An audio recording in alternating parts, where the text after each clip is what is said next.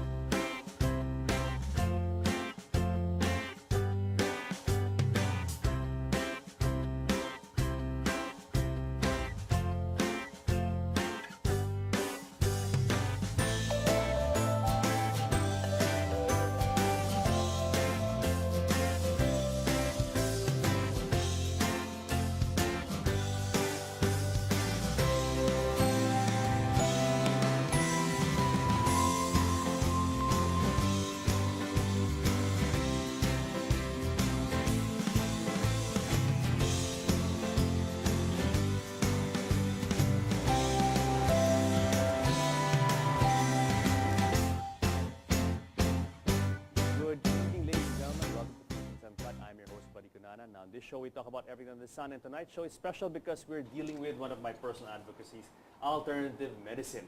You know, folks, these days, heart disease is the leading killer in countries like the United States and the Philippines. And traditionally, people afflicted with this illness have had very limited options, heart bypasses, angioplasties, etc., etc. Now, we at Philippines Uncut are dedicated to exploring the world of alternative medicine in the hope of discovering new modalities which may be cheaper, more effective and safer than those currently being used. And tonight we are very privileged to have with us two resource speakers who are going to discuss a technology that they claim is a solution, one of the solutions at least, to the problem of heart disease. Joining us in the studio are Romel Santos and Dr. Angelita Santa Teresa of the Integrated Laser and Complementary Medicine Center. Good evening, Romel, and of course, Doctora, Yes, how are good you? evening. And, Good evening, buddy. Okay. welcome to Philippines Uncut. Thank you. Thank you. Thank you for having us here. Yes, and you know, as I mentioned in my opening spiel, this is really a very good topic and one of my favorite topics because you know we're helping a lot of people who have until now been very limited in their view to how they can treat heart disease and other illnesses by talking about alternative treatments. Now, let's talk about your background first. Let's start with Romel. You are the president and owner of the Integrated Laser and Complementary Medicine, and you guys are espousing the intravenous laser therapy. Yes. Tell us a bit first about yourself, your background. Well, I'm a medical technologist by education. I finished my study at Lyceum Northwestern University in Dagupan City. In 2010, my father died of heart attack, and well, it didn't kill him instantly when he had that heart attack, but it took him 2 weeks of very costly hospital bills before they told us that they can't do anything about it. Now, I'm not saying it's been, it's a miracle treatment, but when I researched about my father's condition, I thought of learn more about it, not to apply for him, but to apply for me and the rest of our family. And through research and reading a lot about it through, like the World Wide Web or the internet and other books available, I've found out about the laser or intravenous laser therapy. Now, how did you discover this technology? You did research, but then how long from the time you started researching until the time you actually started the business here in the Philippines, the center, Integrated Laser and Complementary Medicine? Yes. Well, initially I've met this gentleman. He's from the United States. he was operating in Australia and using laser as well, but he calls it photodynamic therapy, which is, you know, like world-known alternative solution for cancer treatment. I saw some of his patients which, you know, like they have third or fourth stage cancer, which a lot of them had improved, or, you know, they live some quality of life prior to them, you know, like dying. And from there it just interests me. I did a lot of research about it, and I brought the concept to the Philippines using the Russian technology through research. Well, the World Wide Web took me to Russia. So this is a Russian technology. This is a Russian technology, okay, yes. Good. We'll come back to that later. But Doctora Santa Teresa, tell us a bit about your background.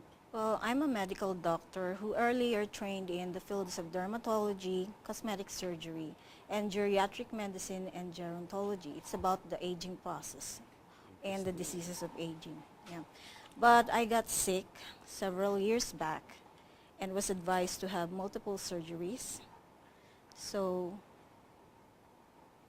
I tried to look the other way. I got into alternative medicine.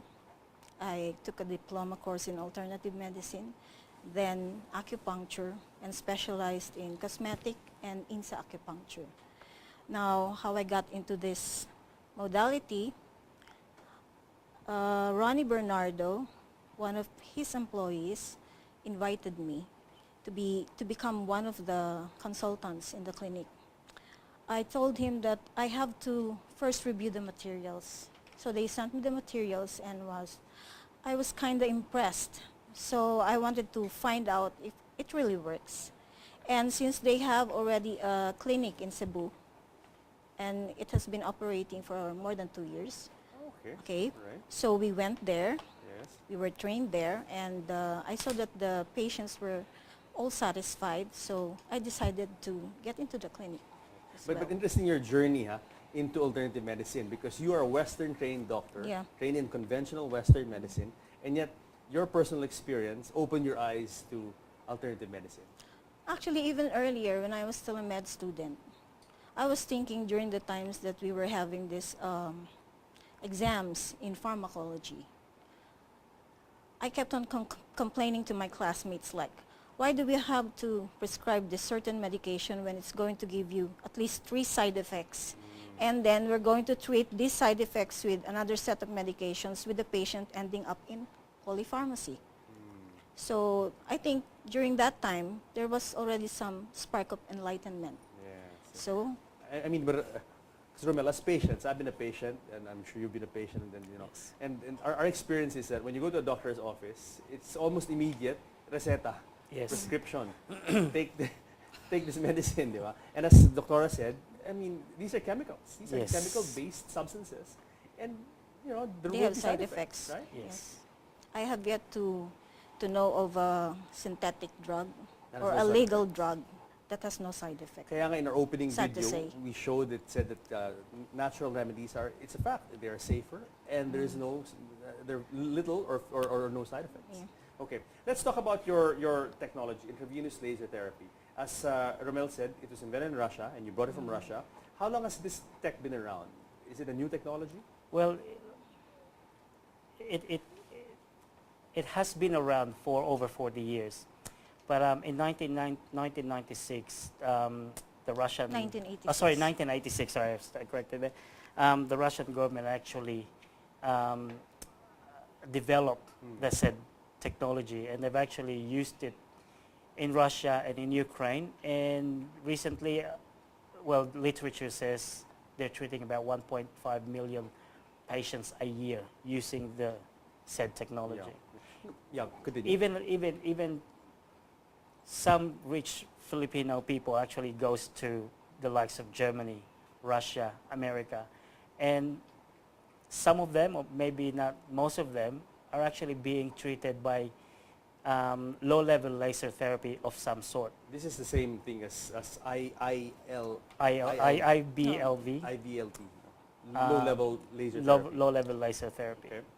Okay. LLLT, that's low-level laser LL. therapy, and ILBI, intravenous Intravenous. laser blood irradiation. Okay. Now, my question is, how come this technology, if it is effective, how come it's not more widespread? How come we don't see this, being used widely, let's say in the Philippines or in the States or in other countries? How come it's still kind of limited to Russia or Germany? Why hasn't it spread out? There's plenty of reason. When I first got introduced to the intravenous laser therapy, that's exactly the same question I asked the oncologist in Russia, who become one of our consultants, and like a Russian physicist, and one of them is a marketing guy. And one of the reasons that he gave me at that time of, me having the interest in the laser therapy, it's because of the politics. Okay, and apparently there are some technologies that being invented or developed in Russia that have been sold either in Germany or in the Middle East, but they don't actually. Of course, in the U.S. or Western markets. They won't label it as it's from Russia. Yes. I mean, we all know this is a fact that really, especially in the U.S., the medical industry is big business. It's a multi-billion dollar, It's it's a Trillion trillion dollar dollar business composed and really a collaboration of big pharmaceuticals, the medical schools, the hospitals, and the doctors. So they really would have, it would be in their interest to protect or to keep Their things like interest. technologies like this out. Now, let's talk about, Doctora. Okay, what is intravenous laser therapy? How does this work? What is this exactly? Okay, first of all, I would like to enlighten the televiewers about it's an acronym. Okay. It stands for light amplification of stimulated emission of radiation. Okay. Okay? Wow, okay. Now, in comparison to the laser that most people are aware of, the ones used for aesthetic or cosmetic purposes, this is not being applied topically. Okay. So this is minimally invasive. Define and, minimally invasive. You're just going to make a small opening Yeah. by means of the Needle? light emitting diode Okay. attached with a needle, Okay. and we will be having a demo. Yes, I understand later, you yeah. brought the machine Yeah. here, and we have a volunteer who will show us exactly how this is done to a Yep. patient. Okay, continue, Doc. And then the laser, by means of the blood, will be distributed to the different parts of the body All right. Now, people at are a asking. certain wavelength, Okay. of Now, course. now people are asking. Okay, I mentioned earlier bypass, which is they open and they do hard bypass, and they bypass a clogged artery. Now, I also talked about angioplasty, where they put in a stent, right, and they let a little balloon, and they kind of make the opening bigger of an artery that's plugged. Now, how can a light, and in your case, in this technology, you're talking about light, which you will essentially put inside someone's vein. Now, how will this help clear whatever blockages are in the system? The researchers, the Russian oncologists, and also the other Russian doctors who are applying this procedure, they found out the different effects that this laser induce in the body. Like, for instance, it changes the cell membrane permeability Okay. and function, as well as the structure. All right. And it has other changes with regard to enzymes, the structure and physical, chemical, and structure of some protein polymers. Okay. Also with the rheology, that's what they term it, rheology, but they Okay. are actually referring only to the blood flow. Okay. Okay? So with these changes, altogether, they contribute in addressing the problem of the patient cardiovascularly. The inability of the circulatory system Yes, to properly function. circulate. Yeah. So, For instance, most of the cardio problems may stem from hypertension. okay. And the way I explain it to my patients, since I cannot choose some medical terms. Sure. So I always try to tell them that you may compare the heart as the power, the blood vessels as the passageway, and the blood as the passenger. Okay. Okay? blood pressure, you're quite familiar with that, you know, the two numbers, the systolic, And the diastolic. diastolic. Yeah. Okay, so when there's something wrong with the heart, with the laser modality, this tends to increase the oxygenation and the nutrition delivery to the heart. And this equates to an increase in ATP, which is the currency of power or energy in our body. Yeah. So the heart would then be more able to contract or pump. Yeah. Okay? Now, with regard the passageway or Yes. the blood vessels. Does this technology make it bigger or Yes, they can help the body. They aid the body in the production of what we call nitric oxide. All right. Okay, or nitrogen oxide. All right. And this nitric oxide tends to dilate or vasodilate or make the blood vessels bigger. Bigger. Okay, so it's, you know how it is when you're trying to pump and you have a bigger cylinder there, it's easier, Less right? pressure And then lastly, you have the red blood cells or the blood. It makes the membranes of the blood cells, it's like oval-shaped cells, Sure. and if you have too much acidity in your blood, the tendency for your blood cells is to aggregate Okay. or form this roll formation or coin stacking. Okay. And it will be difficult, you know, to be pumping muddy substance as compared to liquid substance, right? So what this modality does is to make this aggregation disperse. So there will be a smoother flow of blood. So not just making the passageways bigger, but even making the So that modality affects it from the power the point, power point, the heart, the passageway, the passageway, Yeah. which is the passageway, the blood vessels, blood vessels, and the arteries, passengers as well, which is the the blood itself. So it really is an all-encompassing treatment Yes, for one circulatory that's how system. good it is. Now, okay. Several outfits here in the Philippines, in Manila, have been promoting chelation. You know, we've heard about this technology. Is it similar to what you guys are doing, chelation? Well, the concept with chelation and the concept in the intravenous blood laser therapy is actually the same, in my view. But I believe that the chelation, they use some sort of reagent, which Like a I'm liquid, really not no? familiar Yeah. about, but apparently it's just to get rid of Heavy metal deposits in our organ. The difference is with our one, there's with our laser device, we don't use any reagent. We use purely light of a certain wavelength and power output, and that gets intravenously. So there's no Done. foreign matter. You're not putting anything into the body. It's really just Except light. it's just light. It's about activating your own defense mechanism. No, okay. I'm sure a lot of people are watching now and are wondering, how can light, okay, when you apply light to the blood vessel, how can it now change the structure? I said the passageway, and how can light do all this? How is it possible light does this, Doctora? Just what I mentioned Yeah. before, it affects the cellular, The cellular membrane, okay. And the cellular membrane, you have the membrane receptors. You know, years back, they were able to discover that the different microorganisms like the virus, the bacteria, etc., they communicate. They give signals so that they can build a fortress so that the defense system or the immune system of the patient won't be able to attack them, attack them, right? sure, yeah. Now, our cells, we are living beings, right? And we are made up of living cells. Yes. They also communicate through those cell membranes. And once that cell membrane, if there's something wrong with that cell membrane, then the entire system Yeah, is affected. because there will be a miscommunication. So basically, what this technology does, it makes the body system operate more efficiently Yes. to make it There's make it proper communication. among the cells. Yes. Very nice. Okay, let's talk about treatment. What goes on? Like how many sessions is it? I mean, how does one get treated for this? How long does it take? Okay.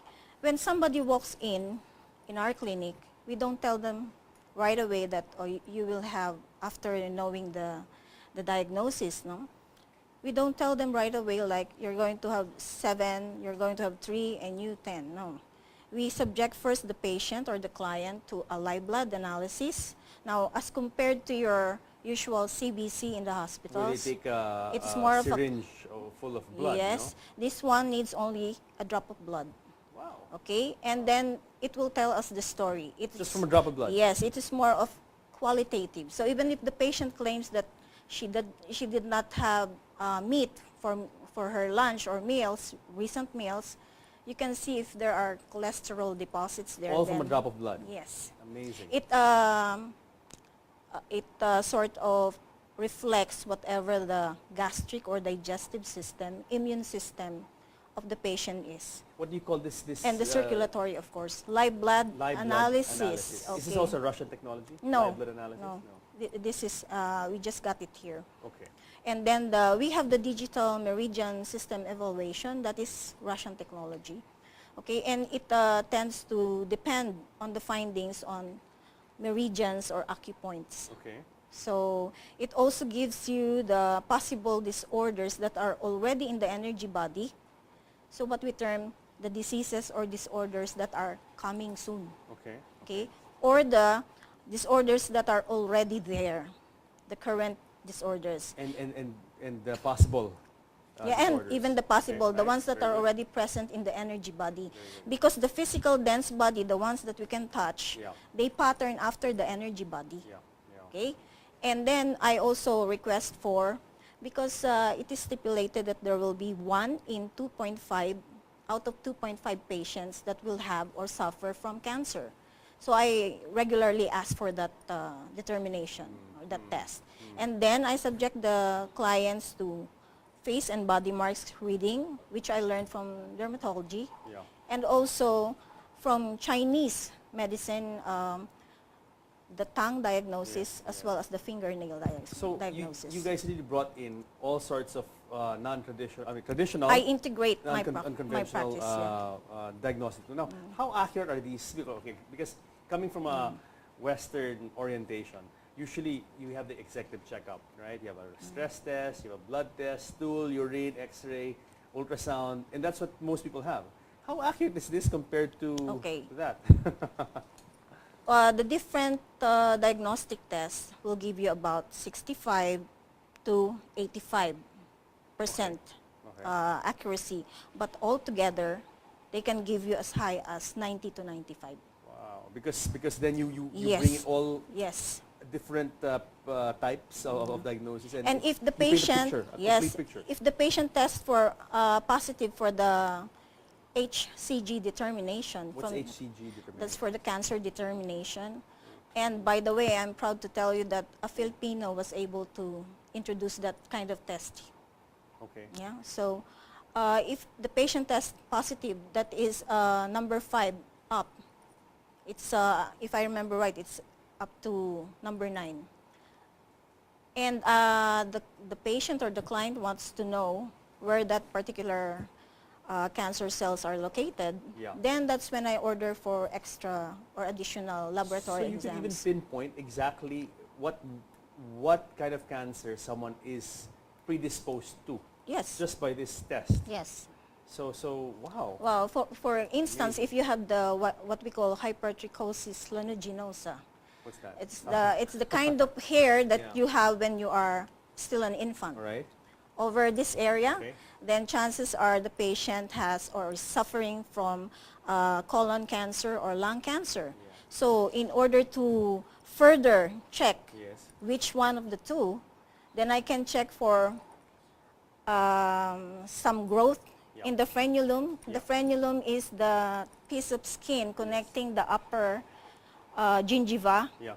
to the upper lip. And you can Yes. confirm then Yes, yes. if a person is. And for the lung part, you can look at the nails. yes. Okay? So if it has a different, what we call the drumstick appearance, Yeah. most probably it's the lungs. Thumbstick. All right. Dr. Okay, we have to pause for a break, but we'll continue this. I have so many other questions for you guys. Don't go away because more of diagnosis and a new technology called intravenous laser therapy when Philippines Uncut returns.